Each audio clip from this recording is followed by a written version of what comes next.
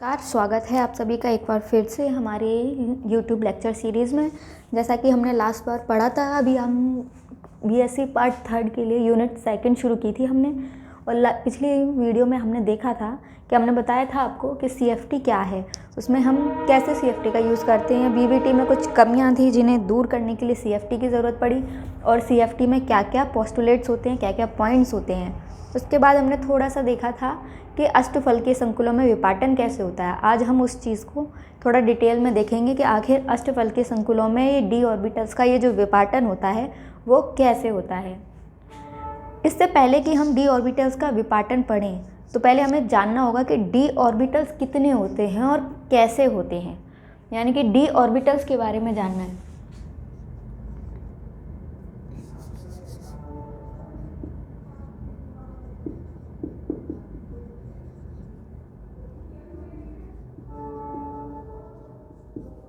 D orbitals, D कक्षक आप सभी ने पढ़ा होगा, जानते होंगे कितनी डी ऑर्बिटल होती हैं। डी ऑर्बिटल हम सभी ने सुना है कितनी होती हैं, 5 होती हैं। ऐसा ही सुना है ना कुछ कुछ। कौन कौन सी होती हैं? D x y, d y z, d z x, d x square minus y square और डी जेड स्क्वायर। यही 5 पढ़ी है ना आपने। ये 5 ऑर्बिटल्स होती हैं डी, लेकिन मैं कहती हूँ 5 नहीं, 6 डी ऑर्बिटल्स होती हैं।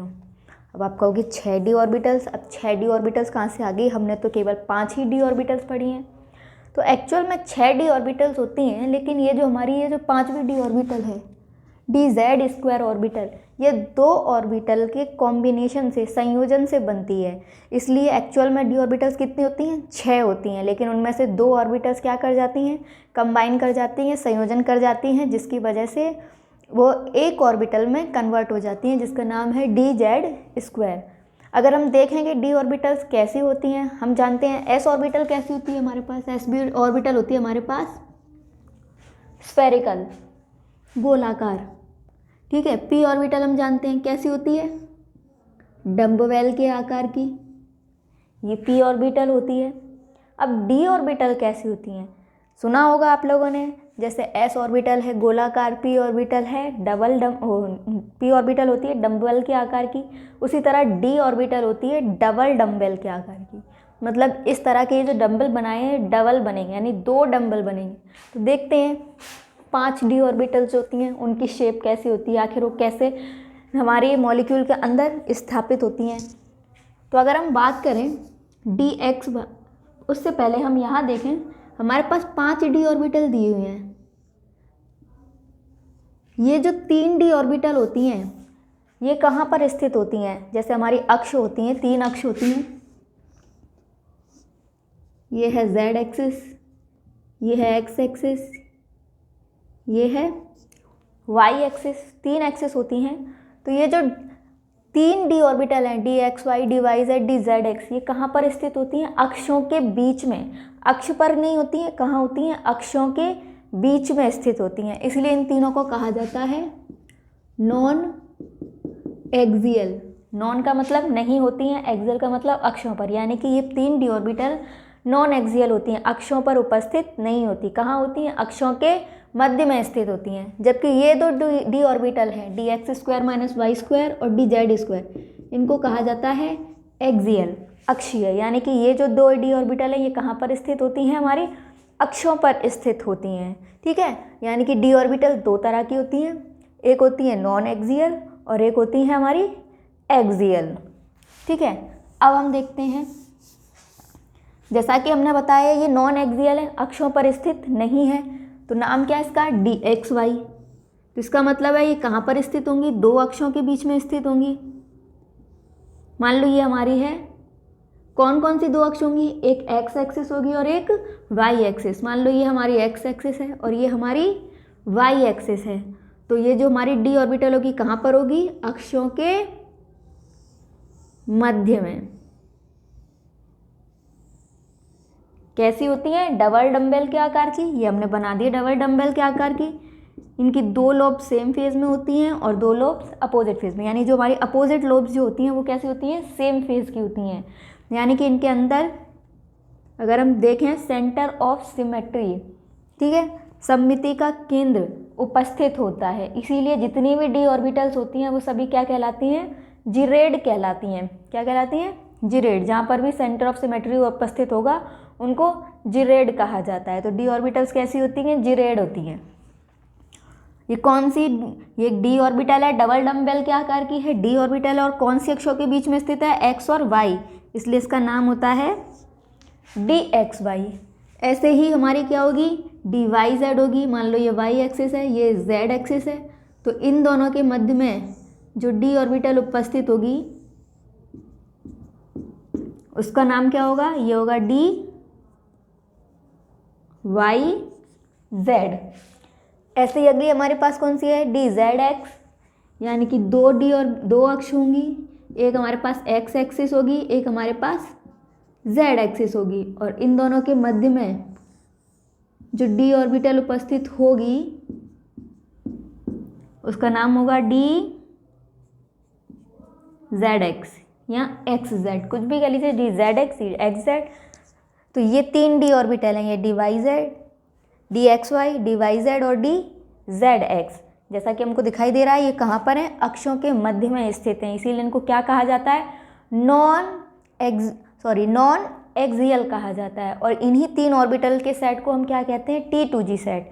आपने देखा होगा पिछली वीडियो में हमने अष्टफलकों को दो भागों में विभाजित किया था, उसमें से एक T2G सेट था और एक था हमारे पास EG सेट। तो ये जो तीन डी ऑर्बिटल होती हैं, x y, y z, d z x, ये कौन सा सेट बनाती हैं, T2G सेट। ठीक है, अब हम देखेंगे बाकी की बची दो डी ऑर्बिटल्स के बारे में। जैसा कि अभी हमने बताया, ये कहाँ पर उपस्थित होती हैं, अक्ष पर उपस्थित होती हैं, है ना। तो इसका मतलब अगर मैं यहाँ पर बनाऊँ, कौन सी एक्स पर होगी, एक एक्स एक्सिस पर होगी और एक वाई एक्सिस पर। ये एक्स एक्सिस और ये है हमारी वाई एक्सिस। तो ये कहाँ पर उपस्थित होंगी, ये ऑर्बिटल्स उपस्थित होंगी अक्षों पर। तो इस डी ऑर्बिटल का नाम क्या होगा, d x square minus y square. अब हम बात करेंगे डी जेड स्क्वायर की। जैसा कि मैंने बताया, ये कितने ऑर्बिटल से मिलकर बनी होती है, दो डी ऑर्बिटल से मिलकर बनी होती है। अब हम देखेंगे कैसे उनके जुड़ने से बनती है और डी जेड स्क्वायर की एक्चुअल में शेप कैसी होती है, किस तरीके से हम उसे बनाते हैं।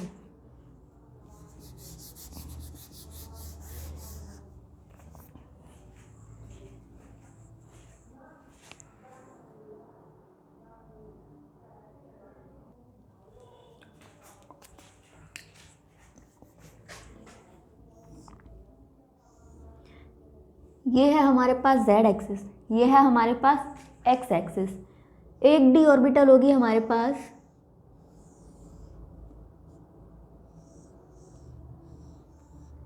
कौन कौन सी एक्सिस पर उपस्थित है, एक x एक्सिस पर है और एक z एक्सिस पर है। तो हम इसका नाम कैसे दे सकते हैं, ये दे सकते हैं हम D z square minus x square. एक ऑर्बिटल तो हमारे पास ये होती है, एक होती है हमारे पास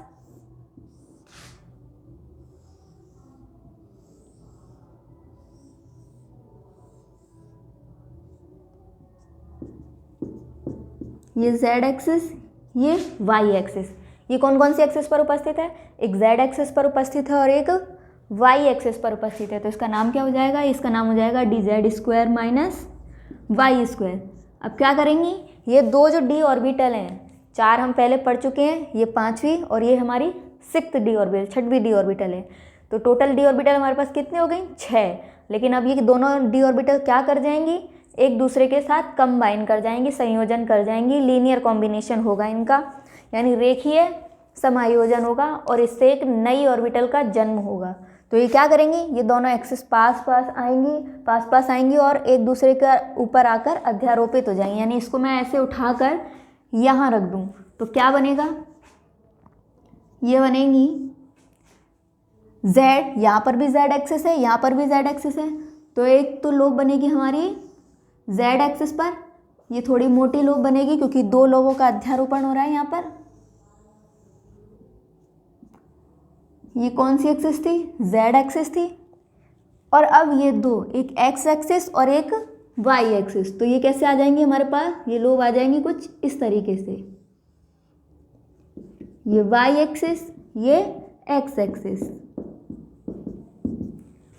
तो ये बन गई हमारे पास एक नई डी ऑर्बिटल, जो कि 2d ऑर्बिटल के किससे बनी है, रेखीय संयोजन से बनी है।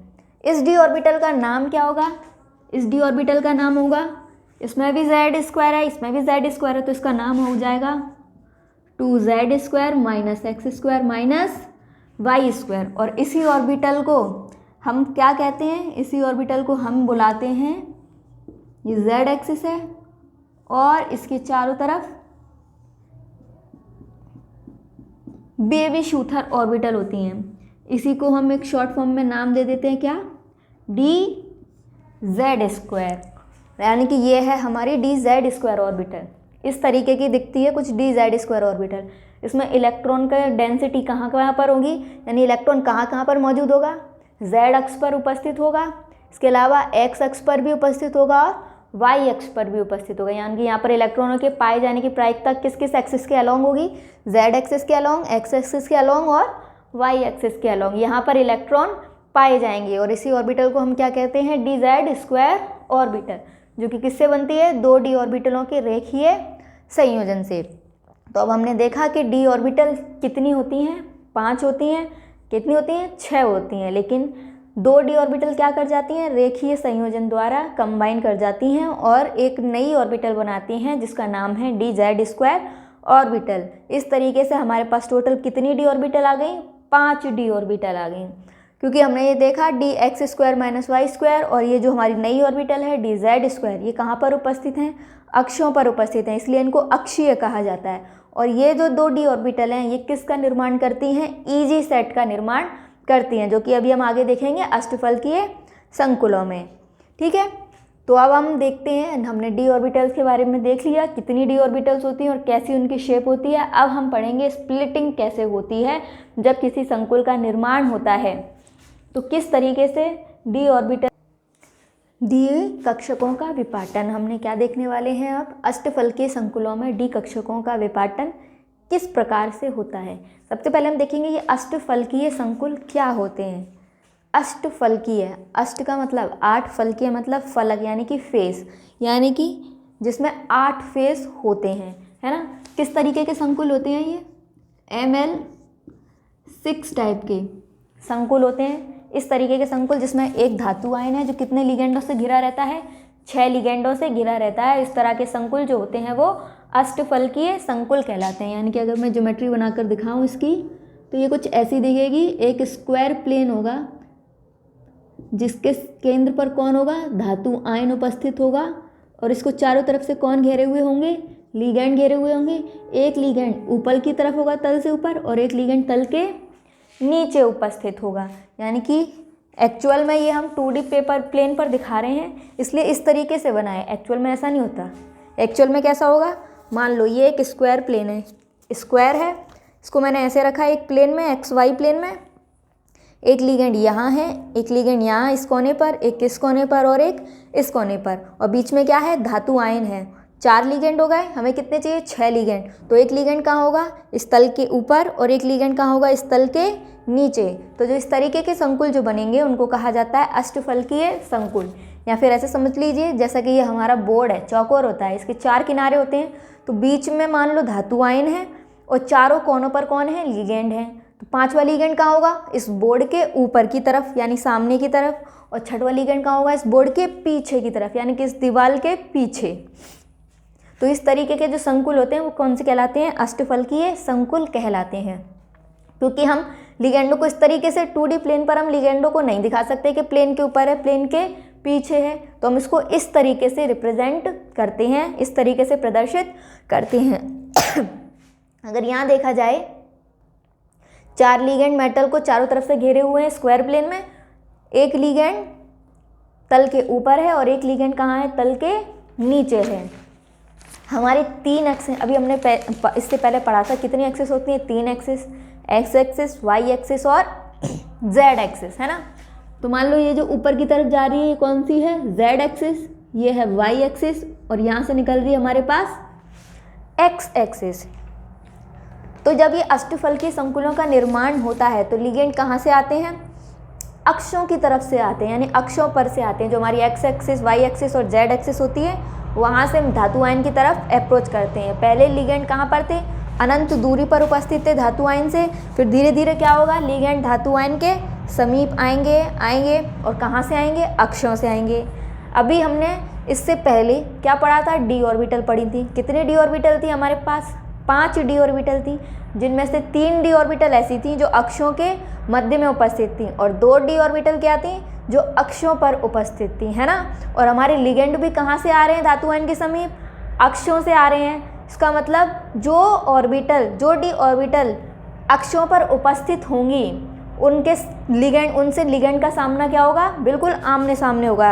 ये ऑर्बिटल है, ये लिगेंड है, क्योंकि लिगेंड भी कहाँ से आ रहे हैं? ऑर्बिटल से। तो क्या होगा?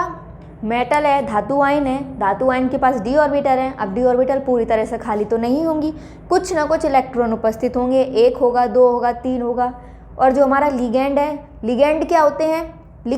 लिगेंड वो होते हैं, किनको हम लिगेंड कहते हैं? लिगेंड वो होते हैं जिनके पास ऐसे एटम या आयन होते हैं जिनके पास लोन पेयर ऑफ इलेक्ट्रॉन, यानी कि एकाकी इलेक्ट्रॉन युग्म उपस्थित होता है, जिसे वो धातु आयन को दान कर सकें। ऐसी एंटिटी जो होती है वो क्या कहलाती हैं? लिगेंड कहलाती हैं।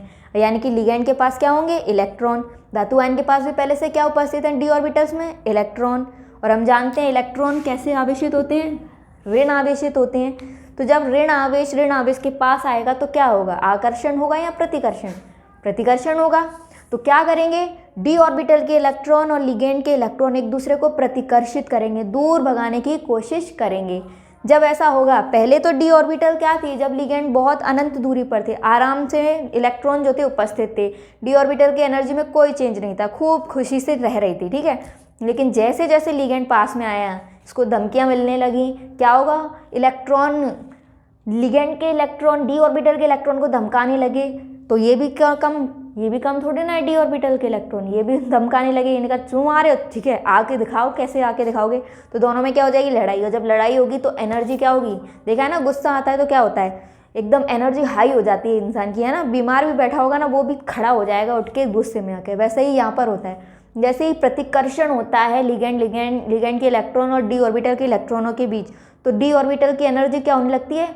बढ़ने लगती है। यानी कि अगर हम देखें,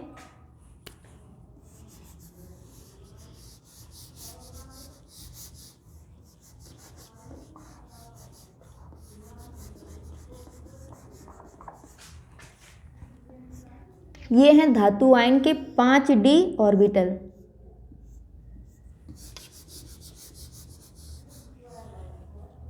D x y, d y z, d z x, d x square minus y square और डी जेड स्क्वायर।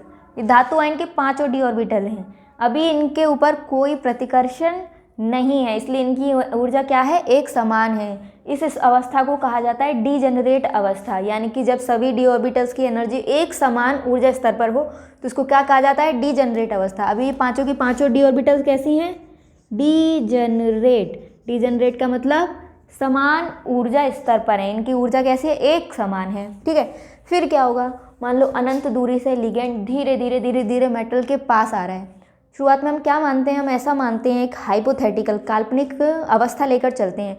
हम ऐसा मानते हैं कि जितनी की 5 डी ऑर्बिटल हैं, तो सभी जो लिगेंड हैं वो धातु आयन को 5 डी ऑर्बिटल को समान रूप से प्रभावित कर रहे हैं। यानी कि पाँचों की पाँचों डी ऑर्बिटल से समान दूरी पर उपस्थित हैं। समान दूरी पर उपस्थित होंगे तो क्या होगा? एक स्फेरिकल ज्योमेट्री बनेगी, है ना। एक स्फीयर का निर्माण होगा। सभी बॉन्ड लेंथ क्या होंगी? एक समान होंगी। लेकिन होता क्या है? अष्टफलकीय संकुलों में कभी भी स्फेरिकल अवस्था नहीं पाई जाती है। यानी कि ये कैसी कंडीशन है?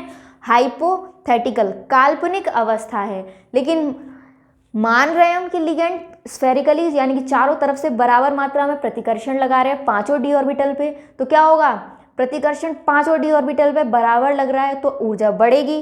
और कितनी बढ़ेगी? बराबर बढ़ेगी। यानी कि ये अगर ग्राउंड स्टेट है तो ये क्या होगी?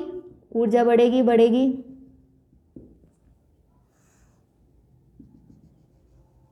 और ये आ गई हमारी 5 डी ऑर्बिटल एक्साइटेड स्टेट में, उत्तेजित अवस्था में।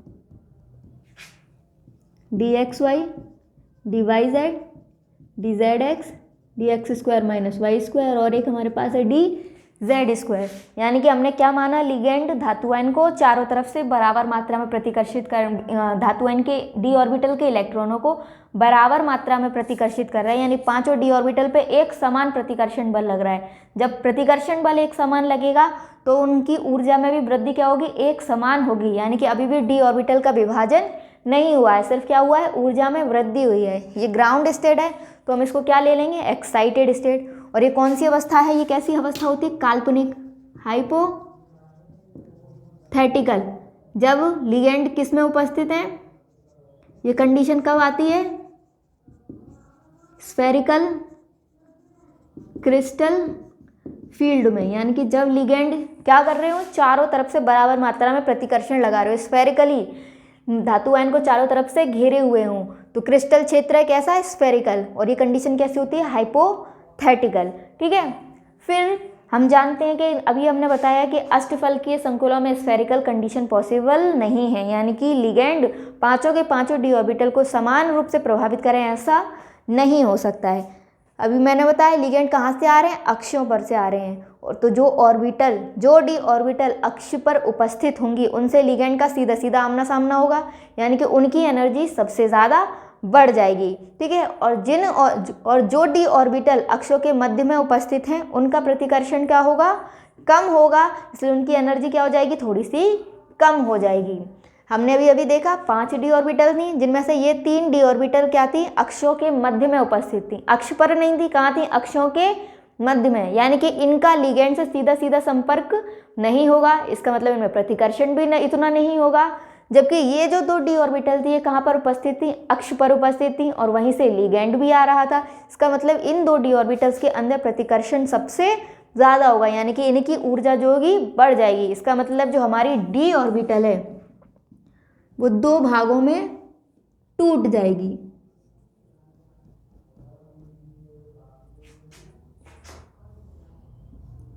जो 2 डी ऑर्बिटल अक्ष पर उपस्थित हैं, कौन कौन सी, d x square minus y square और डी जेड स्क्वायर, इनमें लिगेंड से सीधे प्रतिकर्षण होने की वजह से इनकी ऊर्जा क्या हो जाएगी, बढ़ जाएगी। जबकि जो 3 डी ऑर्बिटल हैं जो कि अक्षों के मध्य में उपस्थित हैं, इनमें उतना प्रतिकर्षण नहीं होगा, क्योंकि ये लिगेंड के सीधे रास्ते में नहीं है, इसलिए इनकी ऊर्जा क्या हो जाएगी, कम हो जाएगी। ये ग्राउंड स्टेट है, ये एक्साइटेड स्टेट है, और हमने इस एक्साइटेड स्टेट पर देखें तो पांचों की पांचों डी ऑर्बिटल जो है वो विभाजित नहीं हुई हैं, तो इसके सापेक्ष जो हम ऊर्जा लेंगे, जो स्तर लेंगे, इसको कहा जाता है बैरी सेंटर, या इसको नो स्प्लिटिंग जोन भी कहते हैं। नो स्प्लिटिंग जोन यानी इसकी ऊर्जा इसके सापेक्ष है, और यहाँ पर कोई भी विपाटन, स्प्लिटिंग का मतलब विपाटन, डी ऑर्बिटल का टूटना, यहाँ पर कोई विपाटन नहीं हुआ है, और ये इसी के तो सापेक्ष है, इसका मतलब यहाँ पर कोई विपाटन नहीं होगा, इसीलिए इसको बैरी सेंटर या नो स्प्लिटिंग जोन भी कहा जाता है। अब अगर हम इस बैरी सेंटर के सापेक्ष देखें तो ये जो 3 डी ऑर्बिटल हैं इनकी ऊर्जा क्या हो गई है, कम हुई है, जबकि ये जो 2 डी ऑर्बिटल है इनकी ऊर्जा क्या हुई है, बढ़ गई है।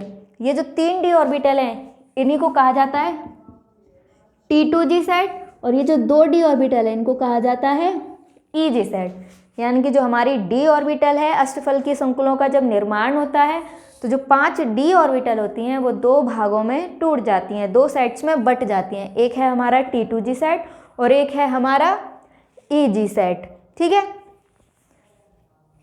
ये बात समझ में आई आपको कि इनकी एनर्जी कम क्यों है और इन 2 डी ऑर्बिटल की एनर्जी ज़्यादा क्यों है, क्योंकि ये जो 2 डी ऑर्बिटल हैं कहाँ पर उपस्थित होती हैं, अक्ष पर उपस्थित होती हैं, अक्षीय होती हैं, और लिगेंड भी कहाँ से आ रहे थे, अक्ष से आ रहे थे, तो प्रतिकर्षण इनमें क्या होगा, ज़्यादा होगा, प्रतिकर्षण ज़्यादा होगा तो ऊर्जा भी इनकी ज़्यादा बढ़ेगी। जबकि ये अक्ष पर उपस्थित ना होकर कहाँ उपस्थित होते हैं, अक्षों के मध्य में उपस्थित होते हैं, तो इनका लिगेंड से सीधा सीधा सामना नहीं होगा, इसलिए इनका प्रतिकर्षण उतना ज़्यादा नहीं होगा, इसलिए इनकी एनर्जी क्या हो गई है, कम हो गई है।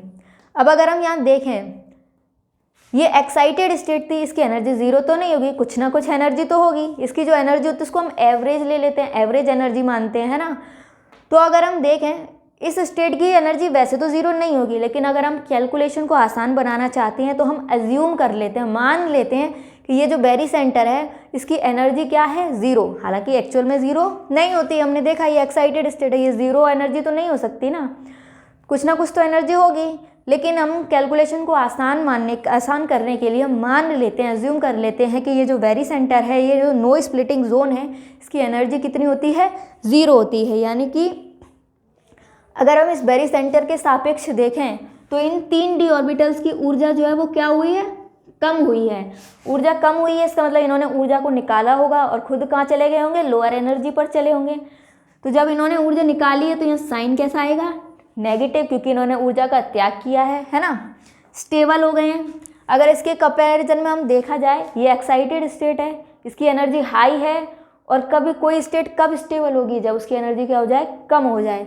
तो अगर हम इनकी बात करें T2G सेट, तो इसके सापेक्ष में ये क्या होंगे, स्टेबल होंगे, स्थायी होंगे, क्योंकि इनकी ऊर्जा क्या है, कम है, इन्होंने ऊर्जा का त्याग किया है। कितनी ऊर्जा त्याग की है, 2/5 डेल्टा O ऊर्जा इन्होंने त्याग की है। या फिर हम दूसरी लैंग्वेज में इसको लिखें तो इनकी ऊर्जा कितनी होती है, माइनस यहाँ से यहाँ तक की जो ऊर्जा गैप है वो कितना होता है, -0.4 डेल्टा O। ये जो d ऑर्बिटल, अच्छा एक बात और, ये जो d ऑर्बिटल का विपाटन हुआ है दो भागों में, T2G सेट और EG सेट में, इसी विपाटन को कहा जाता है क्रिस्टल क्षेत्र विपाटन। क्या कहा जाता है, क्रिस्टल क्षेत्र विपाटन। और इस विपाटन में कुछ ऊर्जा मुक्त होती है, क्योंकि इसको क्या कहा गया है, क्रिस्टल क्षेत्र विपाटन। तो जो ऊर्जा मुक्त होगी उसे भी क्या कहा जाएगा, क्रिस्टल क्षेत्र विपाटन ऊर्जा, जिसे हम किससे प्रदर्शित करते हैं, डेल्टा से प्रदर्शित करते हैं। किसके बारे में पढ़ रहे हैं हम, अष्टफलकीय संकुल के बारे में पढ़ रहे हैं, ऑक्टाहेड्रल। तो इसीलिए यहाँ पर सफिक्स में क्या लगा दिया जाता है, ओ, यानी कि ये किसको प्रदर्शित कर रही है, अष्टफलकीय संकुल को। और डेल्टा का मतलब क्या है, क्रिस्टल क्षेत्र विपाटन ऊर्जा, यानी कि जब दो d ऑर्बिटल जब दो भागों में टूटी तो जो ऊर्जा मुक्त हुई उसे कहा जाता है क्रिस्टल क्षेत्र विपाटन ऊर्जा। इन्होंने ऊर्जा त्यागी, कितनी त्यागी, -0.4 डेल्टा O। जितनी ऊर्जा इन्होंने त्यागी उतनी ऊर्जा इन्होंने क्या कर ली, ग्रहण कर ली। यानी कि इनकी जो ऊर्जा बढ़ी है वो कहीं बाहर से नहीं आई, इन्हीं पांचों d ऑर्बिटल की ओवरऑल एनर्जी होगी, है ना। और यहाँ पर भी ओवरऑल एनर्जी जितनी यहाँ थी d ऑर्बिटल की एनर्जी उतनी ही रहेगी, लेकिन यहाँ पर दो भागों में बट गई है। कुछ d ऑर्बिटल स्टेबलाइज हो गए, स्थायी हो गए, ऊर्जा का त्याग किया है, और जो ऊर्जा उन्होंने त्यागी है वो बचे हुए d ऑर्बिटल ने ग्रहण कर ली और खुद कहाँ चले गए, उच्च ऊर्जा स्तर पर। यानी कि ओवरऑल एनर्जी कैसी रहेगी हमारी, कांस्टेंट रहेगी, रहेगी कि नहीं रहेगी। अब इन दो d ऑर्बिटल की बात करें, बेरी सेंटर के सापेक्ष देखा जाए तो इन्होंने ऊर्जा ग्रहण की है, ये इससे उच्च ऊर्जा स्तर पर है, यहाँ पर कुछ एनर्जी होगी, और ये इससे भी ऊंचे स्तर पर है, यानी कि ये कैसे हैं, डीस्टेबलाइज हैं। इनकी ऊर्जा क्या हो गई है, बढ़ गई है, डीस्टेबलाइज हो गए हैं, यानी कि ये कैसे हैं, ये अस्थायी हैं, है ना। तो क्या हो जाएगा, इन्होंने ऊर्जा ग्रहण की है तो साइन कैसा आएगा, प्लस, कितनी ऊर्जा ग्रहण की है, इन्होंने ऊर्जा ग्रहण की है 3/5 डेल्टा O, या फिर हम इसको लिख सकते हैं प्लस 0.6 डेल्टा O। कितनी ऊर्जा है, प्लस 0.6 डेल्टा O। अच्छा, इसकी एक और यूनिट भी होती है क्रिस्टल क्षेत्र विपाटन ऊर्जा की, जिसे हम बोलते हैं DQ, डेक्यूरल यूनिट। बस डेल्टा और DQ में क्या फ़र्क है, डेल्टा जो होता है वो 10 DQ के बराबर होता है, ये रिलेशन है डेल्टा और डेक्यूरल यूनिट में। Delta is equals to 10 DQ। इसका मतलब अगर मैं इसको DQ में प्रदर्शित करूँ तो ये कितनी हो जाएगी एनर्जी, ये एनर्जी हो जाएगी 4 DQ, और ये कितनी हो जाएगी 6 DQ। तो हम इस तरीके से भी इसे प्रदर्शित करते हैं। तो इस तरह से हमने देखा अष्टफलकीय संकुल जो होते हैं किस तरह के होते हैं, बीच में धातु आयन होता है, उसको चारों तरफ से 6 लिगेंड घेरे हुए होते हैं। और लिगेंड कहाँ से अप्रोच करते हैं, मैं धातु आयन को अक्षों पर से अप्रोच करते हैं, इसलिए जो d ऑर्बिटल लिगेंडों के सीधे मार्ग में उपस्थित होती है उनकी ऊर्जा जो होती है वो बढ़ जाती है, जबकि जो d ऑर्बिटल अक्षों के मध्य में उपस्थित होती हैं उनमें उतना प्रतिकर्षण नहीं होता, इसलिए वो क्या हो जाती है, स्टेबलाइज हो जाती हैं और निम्न ऊर्जा की हो जाती हैं, कुछ ऊर्जा त्याग देती हैं, उसी ऊर्जा को ये d ऑर्बिटल ग्रहण करके उच्च ऊर्जा स्तर पर चली जाती है। इनकी ऊर्जा, इन्होंने कितनी ऊर्जा त्याग की, -0.4 डेल्टा O, और इन्होंने कितनी ऊर्जा ग्रहण की, प्लस 0.6 डेल्टा O। और इन दोनों का जो ओवरऑल सम आएगा वो क्या कहलाएगा, क्रिस्टल क्षेत्र विपाटन ऊर्जा। तो हम यहाँ लिख सकते हैं पॉइंट लिख सकते हैं। जब लिगेंड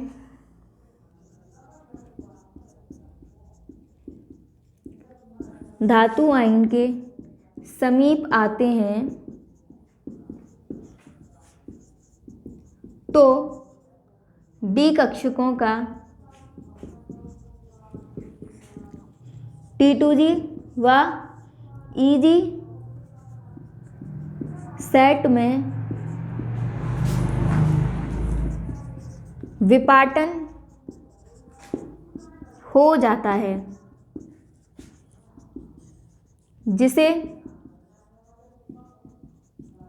क्रिस्टल क्षेत्र विपाटन कहते हैं तथा इस विपाटन में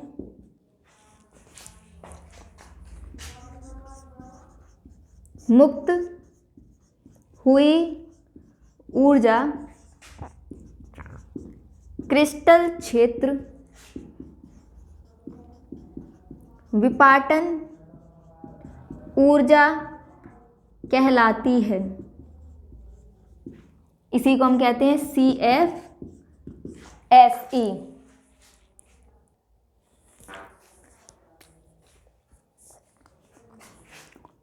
CFSE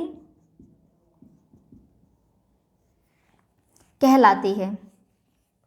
CFSE क्या होती है? CFSE का मतलब है क्रिस्टल फील्ड स्प्लिटिंग एनर्जी, यानी कि क्रिस्टल क्षेत्र विपाटन ऊर्जा, जिसे हम किससे प्रदर्शित करते हैं? जिसे हम डेल्टा से प्रदर्शित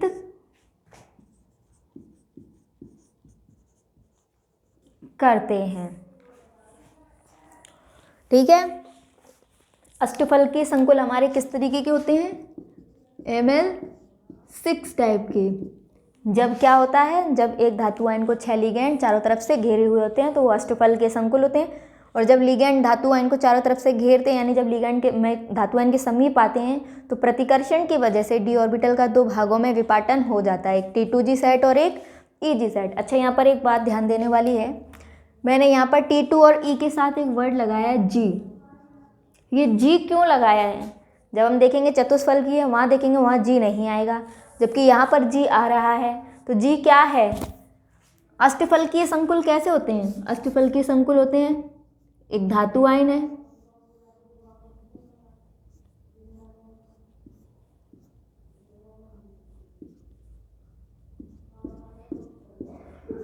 जिसको चारों तरफ से 6 लिगेंड घेरे हुए हैं। अगर हम देखें, इस लिगेंड के सामने ये लिगेंड है, इस लिगेंड के सामने ये लिगेंड है, इस लिगेंड के सामने ये लिगेंड है, यानी कि जो अष्टफलकीय संकुल होते हैं उसमें क्या उपस्थित होता है? सममिति का केंद्र, सेंटर ऑफ सिमेट्री उपस्थित होता है। और जहाँ पर सेंटर ऑफ सिमेट्री उपस्थित होता है वहाँ पर हम क्या लगाते हैं? ये G वर्ड का यूज़ करते हैं। G का मतलब क्या होता है? G का मतलब होता है G रेड, यानी कि ये जो T2G और EG सेट की ऑर्बिटल हैं ये कैसी हैं?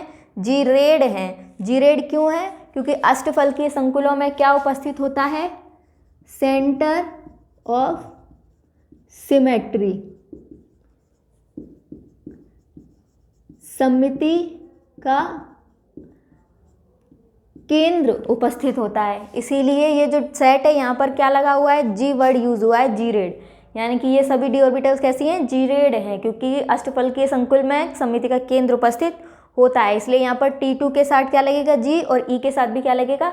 G। जबकि हम चतुष्फलकीय संकुलों में देखेंगे वहाँ पर सममिति का केंद्र नहीं होता है, इसलिए वहाँ पर हम ये जो G सफिक्स यूज़ किया है हम वहाँ पर यूज नहीं करेंगे। समझ में आया? G का मतलब क्या होता है? G red. G रेड कहाँ लगता है? जहाँ पर सममिति का केंद्र उपस्थित होता है वहाँ G रेड लगता है। ठीक है। तो इस तरीके से हमने देखा कि हमारे जो अष्टफलकीय संकुल होते हैं उसमें डी कक्षकों का विपाटन किस प्रकार से होता है। अब हम देखेंगे कि हमारे चतुष्फलकीय जो संकुल होते हैं उसमें डी कक्षकों का विपाटन कैसे होता है। ये हम देखेंगे हमारे अगले लेक्चर में। ठीक है, थैंक यू।